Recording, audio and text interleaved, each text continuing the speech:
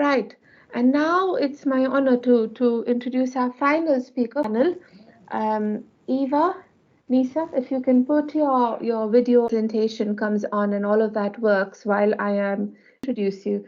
So Eva F. Nisa is a senior lecturer of anthropology in the College of Asia and the Pacific at the Australian National University. She is a scholar of anthropology, Islamic studies, religion and gender, researching how global currents of Islam reshape the lives of Muslims in Southeast Asia.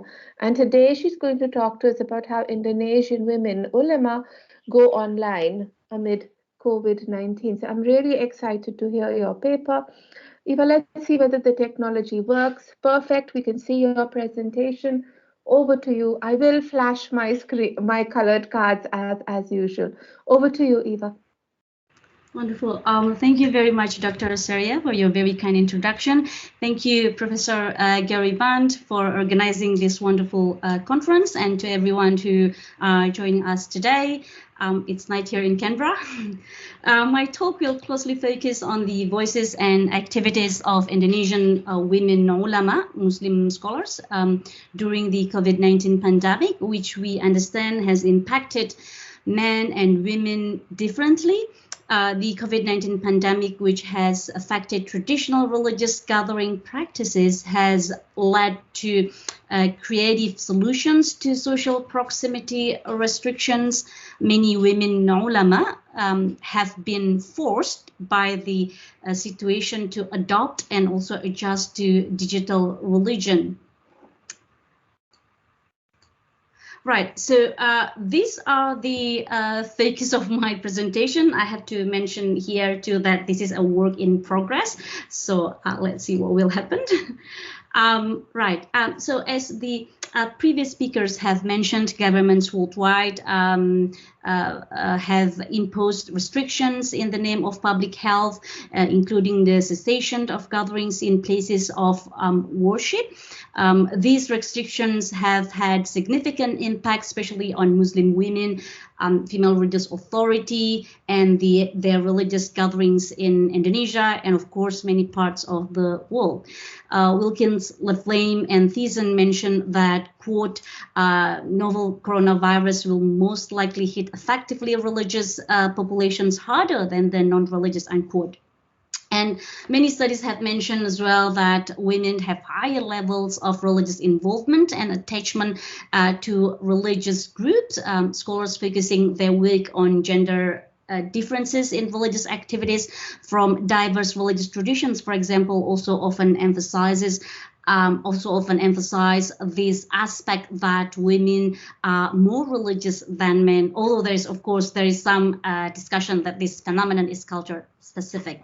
So religious gathering prohibitions in Indonesia have affected Muslim women in significantly different ways to men, as women are more active in attending religious gatherings. In Indonesia, religious women, for example, have successfully developed their own religious culture called Majelis Ta'lim, referring to religious study gatherings, and this term popularized since 1930s by well-respected ʿUlamāʼ from the capital, from Jakarta. And the significant presence of women in Majelis Ta'lim and other religious gatherings even once led the issuance of fatwa from Bahthul Masail Nahdlatul Ulama, the fatwa board of the largest Muslim mass organization in Indonesia, Nahdlatul Ulama. These fatwa pertain to rulings about women attending religious activities. It was issued in 1933, and women performing religious preaching. The fatwa was issued in 1935. And some scholars who focused their work on Majlis Ta'lim and Da'wah in Indonesia, have also mentioned the feminization of Muslim audiences. For example, Millie's work on Da'wah activities in West Java mentioned that women commonly constitute 70% of the audience. And earlier studies on religious gatherings on Da'wah activities have often positioned women as the consumers of Islamic Da'wah delivered offline and online by male religious authority, despite the fact that their numbers always exceed that of male congregants in Majlis Ta'lim activities. While at the same time, throughout the history of the archipelago and the history of the region, Southeast Asia in general, egalitarianism, gender complementarity, and female autonomy have been one of the common features of Indonesian culture and also Southeast Asian culture in general. I mean, you could read about this one in Barbara Andaya's work, for example. Muslim women's visibility in public life in Indonesia is not something new. Women in Indonesian Muslim mass organizations, such as I mentioned before, Nahdlatul Ulama or NU and Muhammadiyah, have always been active in public life. And the COVID-19 pandemic has reminded the country of the significant role played by these female religious authorities, which will be the focus of my talk. Okay, ulama perempuan or women ulama or female Islamic authority in Indonesia refers to various terms. I put here da'iyah, ustadzah, nyai, alimah, and also a muftiyah. But the term and the title muftiyah, as we know across the Muslim world, is rarely attached to female Islamic authorities, especially due to the patriarchal and conservative nature of most fatwa national committees in Muslim countries. This includes the Fatwa Commission of Majlis Ulama Indonesia, or NUI, the semi-official body of Indonesia's top national Muslim clerical council, established in 1975. And for example, at the moment, they only have 8 ulama perempuan or women ulama of its 72 current members. Right, and this is striking, of course, given throughout Islamic history, female Islamic authorities we know they had contributed greatly to Islamic religious knowledge transfer. Lately, there have been some studies emphasizing Muslim women's participation in Islamic intellectual tradition and their roles in the production of Islamic intellectuals. This includes, for example, their positions in the development of hadith studies.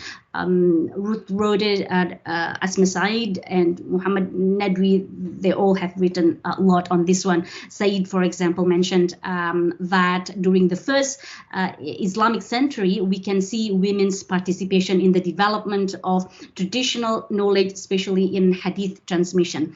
And I mentioned here also Nico Kaptein argued that in the context of Indonesia, women's involvement in fatwa production was a new phenomenon. He says, quote, one interesting newer development is that apart from nowadays women also participate in embodying and expressing religious authority. Okay, in the time of COVID-19, the voices of female ulama or ustadzah who have grassroots level followers and who are active in the non-formal religious gathering, Majlis Ta'lim, are important. Their congregants turn to them to find solace when facing uncertainties and problems accompanied by the COVID-19 pandemic. And this expectation is indeed resonant with the theory of religious comfort in times of crisis. Of course, the theory emphasizing that in time of crisis, religion can play a significant role in consoling suffering believers. Women are more inclined to believe that religion can offer consolation for their suffering and anxiety. Okay, so now let's focus on my main case study, Rahima and their ulama perempuan or women ulama during COVID-19. When President Joko Widodo or Jokowi announced the first 2 cases of COVID-19 on the 2nd of March, I began to analyze religion and the pandemic and how believers deal with the pandemic and how the country with the largest Muslim population in the world deals with the pandemic and the religiosity of its population. During my research, I experienced difficulty finding the voices of local ulama perempuan or women ulama who normally before the COVID-19 pandemic filled the Indonesian public sphere with, through Majlis Ta'lim in their neighborhood areas. But my difficulty was short-lived once I met virtually with the director of Rahima, Pera Soparianti, and team member Andi Faiza.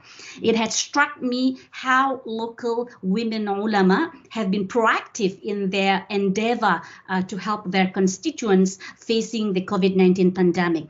Rahima was founded in 2000 and as a non-government organization focusing on raising awareness about Islam, gender, and women's rights. Since its establishment, Rahima has focused its attention on empowering ulama perempuan or women ulama. Okay. During the pandemic, Rahima and their women ulama tried to address the frustration felt by their congregants due to the economic and psychological conditions. Although face-to-face Majlis Ta'lim or Islamic study gathering cannot be held until further notice, some ulama have found that their neighbors visit to consult about their household and pandemic problems. Some have to face even fatalistic kind of people who campaign about this kind of slogan, kalau mati urusan Tuhan, kenapa takut COVID-19? If we die, it's God's decision. Why are you afraid of COVID? So people who have this kind of mindset. And this situation has led many women ulama to become more creative in utilizing online technology and adjusting to digital religion as their ways to help their congregants. Indeed, around the globe during COVID-19, we know that we can see the rise of digital religion, as the focus of today's conference, and virtual religious communities. Helen Parrish mentioned this one here. You could just read it, and there's nothing new about digital religion. We know that one, of course. Studies have mentioned the growth of digital religion long before COVID-19 pandemic, as we could see from Professor Band's work too, for example, and Heidi Campbell also emphasized the presence of the study of religion and new media as well as religious practices in the digital age since the 1990s. So the phenomenon of the upsurge of digital religion during COVID-19 might tell us about the nature of believers and their capacity for navigating uncertainties. The believers made the birth of digital religion possible based on their belief that their religion is salih likulli zaman wa makan. The religion transcends time and space. An example of digital religion during COVID-19 is this one, this flyer. It's ngaji daring or online Islamic lesson. Since the pandemic began, the ngaji daring or online Islamic lesson initiative has become even more popular due to the absence of face-to-face Ramadan Islamic study circles. We know that Ramadan is the month of devotion, so many people basically they return to religion during Ramadan, or using the Shilka's term, he said that Ramadan is an exceptional kind of piety, a moment of exceptional piety. Right. These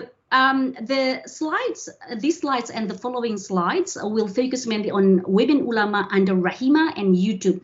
Who could have imagined that a local women ulama with villager congregants could record their sermon on YouTube? No one, but COVID-19 has pushed this to happen. Since it was launched in 2005, YouTube, many believers have used YouTube, of course, for varied agendas, and we know there's GodTube many tubes, and the Vatican also launched its YouTube channel account in 2009. In Indonesia, Pope preachers were among the early users of YouTube. And beginning in April 2020, Rahima activated a YouTube channel by featuring women ulama to participate in the online public sphere using only their own cell phones with additional tripods and clips supplied by Rahima. These women ulama began their first digitized speech journey by recording themselves. So after receiving the files from women ulama, Rahima then edited and uploaded the footage on YouTube. And every 5 p.m. during Ramadan, under a segment titled this one ngabuburit ulama perempuan. So basically ngabuburit is passing the last few hours before the breaking of the fast with ulama perempuan. These ulama perempuan or women ulama speeches are also aimed to counter the conservative voices and their intolerant patriarchal understandings of Islam. As Pera mentioned here, Pera is, I mentioned before, is the chairperson of Rahima. Quote, we have a YouTube channel already, and at that time, we were thinking about maximizing the use of the media also as a medium to counter the right wings or conservative Muslims' intolerant understandings of Islam and their biased understanding of gender. This reminds us of Charles Hirschkin's argument, focusing his study on the internet khutbah on YouTube in Egypt in 2008 on the online anxiety. Hirschkin says that to enter the internet can mean that one embarks on an adventure. So one of the adventure is, of course, the contestations among Islamic movements. Oops. Okay. Yeah. Thank you, Surya. As I mentioned earlier, we know that many studies have emphasized the rise of female Muslim preachers offline and online. However, some still think that women's preachers usually preach to exclusively female audiences. As mentioned before, the offline Majlis Ta'lim in Indonesia is usually also segmented. Some are designed for a mixed gender audience, but others are gendered. And in most of the cases, female preachers deliver sermon for exclusively female audiences, and a small number of female preachers deliver sermon to mixed gender audiences. On the other hand, many of us know that Islamic history has witnessed the presence of women as teachers of prominent male scholars. For example, Nafisah binti al-Hasan is recorded to teach two founders of Sunni legal school, Muhammad bin Idris al-Shafi'i and also Ahmad bin Muhammad bin Hanbal. So this is just one of the examples. So nowadays, it is through online platforms we can see that these female preachers can gain a wider mixed gender audience, and this is illustrated from the audience of Rahima's YouTube channel.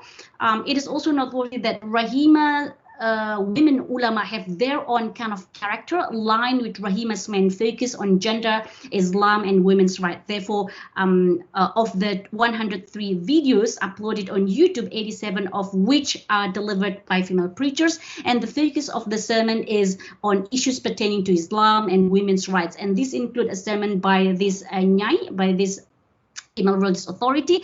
It's titled, the title of this sermon is it appropriate to do sexting in the month of fasting?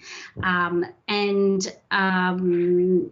of course there are many topics on COVID-19 and on women's rights and women's equality in Rahima YouTube channel.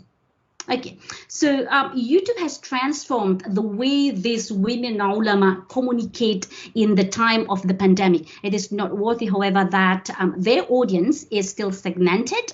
There have been some improvements. For example, in February last year, when I just started my research, Rahima had only around 4,000 subscribers, and to date, the number of subscribers has increased to 6,087 subscribers. And this is my last slide. Here I would like to show you that the COVID-19 pandemic has awakened many ulama many women ulama into an awareness that they can be more creative in their da'wah. They are willing to struggle to perform online da'wah during the pandemic. Here are two voices from these women ulama. The first one, Ustadha Naja Shudini.